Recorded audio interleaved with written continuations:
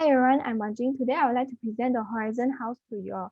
The theme that I have chosen from IKEA Foundation is the employment and entrepreneurship, which I decided to design a dwelling that allows the client to start her own business to earn a decent income, to lift themselves and their family out of poverty, as there is more and more people face a shortfall in work opportunities.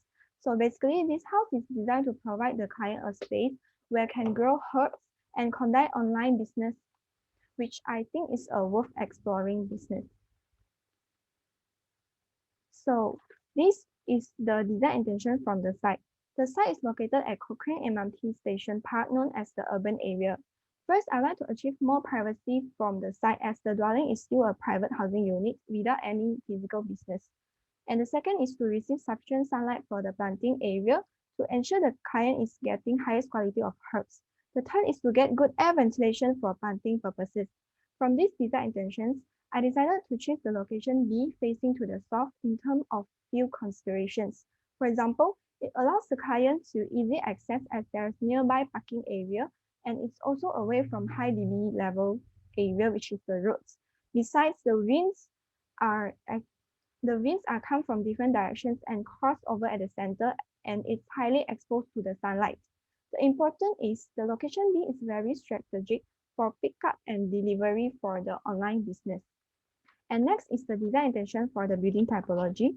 First, I would like to provide a private herbs gardening for self-business purposes in the dwelling, which is built for own use and prevent outsiders who passing by the house simply pick the herbs. To achieve this, a rooftop garden and courtyard gardens can be built as they utilize the spaces and flexible to place different types of planting system. Besides, a courtyard garden allows penetration of natural light and offers natural ventilation to the entire building. Second intention is to provide privacy to the building itself, at the same time allows penetration of natural light and air ventilation. Can be done by using screen wall or trellis facade. Moving on is the design intention for clients and users. The first intention is to protect the ecological balance as the client can enjoy daily life at the same time doing on a green business. To achieve this, a compost bin area is provided where client can easily recycle the food waste into an organic fertilizer in order to produce more organic soil for planting purposes. Second intention is to apply a sustainable planting system that reduces chemical use and produce an organic herbs which are more valuable. A solar-powered hydroponic system can be used as it's more sustainable than direct electricity. Besides, a bundle box can be used as it can conserve water to stop water leaking to retain the soil nutrients. The third intention is to provide an effective production line for the clients. A germination room, processing area, and pickup window is provided for clients to conduct their business in a more convenient and effective way. So from the theme and the design intention mentioned, I've generated a concept of balance between work and life. Balance doesn't mean that both things are the same, just like work is not life and life is not work, but work is included in one's life. So having a work-life balance is important as it helps to reduce stress and maintain a healthier and more productive workforce. By introducing this herbs garden, it's a kind of balance between work and life, as the client is work for gardening to grow valuable herbs. At the same time, the garden provides a comfortable environment which becomes part of his or her life. Another example can be given is a dining table can be also a working area instead of just having it for a meal. I would like to achieve this balance concept by having an integration between working and living spaces. Besides, I would like to apply radio organization in my dwelling as we as the central point involved in different work and life activities in different timing at the same time spreading out the energy to the surrounding. It can achieve balance by having well time management. So this is the ideation development that have generated from site analysis and design intention. The design principle applied is axis asymmetry and repetition. So first I started out with a central point and extended the axis following the shape of the site. And then I joined the lines to four of the endpoints of the axis, forming a square. It's then go through transformation to create a volume, which is a cube, and it's separated into two to represent the work and life. Moving on, the lower parts are subtracted to integrate with the human circulations at the site. And the upper parts are also subtracted as the lower parts but in different orientations to show a balanced amount of surface exposed to the sunlight, as I mentioned in previous design intention. The intersection part is also subtracted to allow air ventilation from the side. Finally, the upper part is extended in different directions to achieve a visual balance. And this will be the outcome of the whole ideation development. Moving on is the anthropometric study of this dwelling. First will be the simple living area with a knowledge corner, as there is preserved dry herbs wall and bookcase instead of a TV console. Next is a germination room equipped with steel rack and grow light system for the seedling process, following by the processing area equipped with a packaging bench and herb drying rack. Next will be a simple dining area and large kitchen equipped with a kitchen island for the purpose of having broadcasting or video filming for business purposes regarding the use of herbs in either cooking or eating. And next is the toilet and laundry with a skylight for the penetration of natural light. Moving on is the courtyard gardens as well as the fish pond to regulate the temperature of the dwelling. Next will be the bedroom 2 and 3, which are the same in size, sharing the toilet, sharing the bathroom too. And moving on is the master bedroom with a private chilling space where they can enjoy the TV program by sitting on a beanbag sofa. Next is the master bedroom, staircase 1 and 2. Lastly will be the roof gardens, which is triplet from the area listed here. So below is the space criteria metric that I've analyzed from the anthropometric study. Most of the spaces in the ground floor are adjacent to the courtyard garden as it acts as a dominant space in this dwelling. The total spaces of this dwelling is around 103.1 square meters, excluding the courtyard garden, rooftop gardens, and fish pond. The total circulation of this dwelling is 30% of the total square meters. There are some special considerations listed that I yet mentioned previously. First is the germination room, which has to be facing south to receive fair amount of sunlight and equipped with hydroponic system. Moving on, there will be a pickup window at processing area for clients to either pick up themselves or by using delivery service. Lastly, there will be screen roof or louver at certain part of rooftop garden for shading purposes. Beside is the bubble diagrams for this dwelling.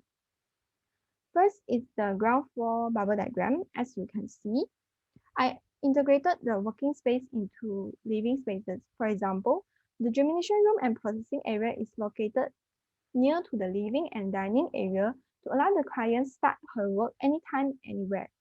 The processing area will be located at the west, so buyer or delivery men can easily access to the pickup window as there is parking area near to it.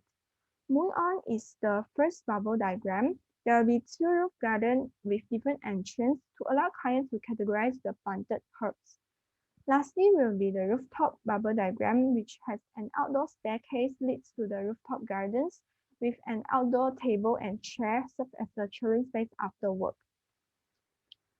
So this is the site plan showing how the dwelling integrated with the surrounding. Basically, there will be a pathway leading client to the direction of the dwelling's entrance. Some of the trees are preserved to block and beautify the negative views from the site. Following is the ground floor plan. First, you are entering the living area with germination room next to it, following by the courtyard garden, which can access from here, and leading us to the processing area and also dining area. The effective production line is shown at here as client will first buy the seeds and germinate it in germination room. After that, transfer it into the courtyard gardens and then harvest it and process at the processing area. Moving on is the large kitchen with kitchen islands, toilets, laundry, and semi-outdoor decking, which used to put the compost bin as client can easily recycle the leftover food from the kitchen. So there's also a large fish pond located at the right side of the dwelling to balance back with the courtyard garden and help to regulate the temperature. You will then access to the first floor by using the staircase. The private spaces are located at left and right sides of the dwelling. And you can access to the roof garden from these two entrance dimensions. There's an outdoor staircase attached with the wall leads to the rooftop. And before experiencing the exposed rooftop garden, you will first reach a shaded decking area, which is here, equipped with tables and chairs. The shading device at this area is also used to put the solar panel for the hydroponic system. Next is the elevation of this dwelling. The most special part of this dwelling is that it has a large aluminum trellis facade start from ground to the rooftop.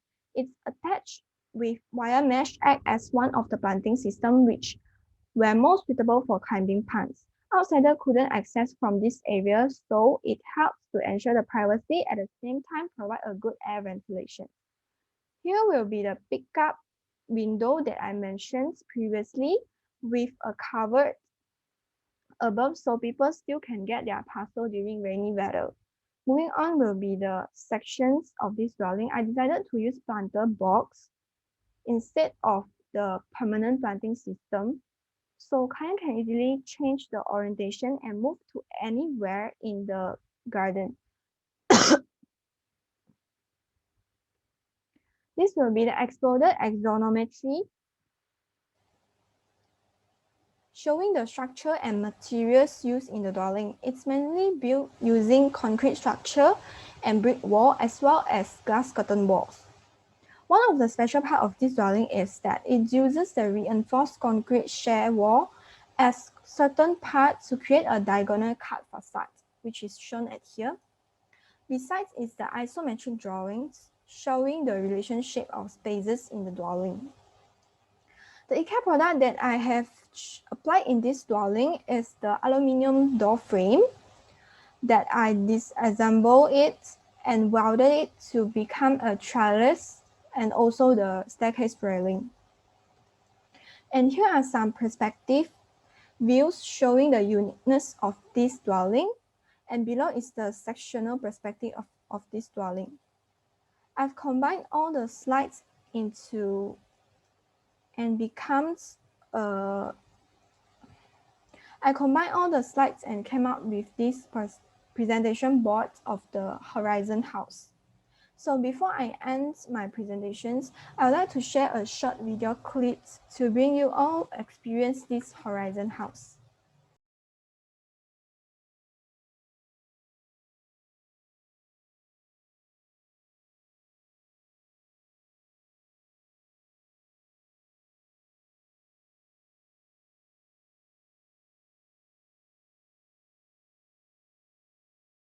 That's all from me. Thank you.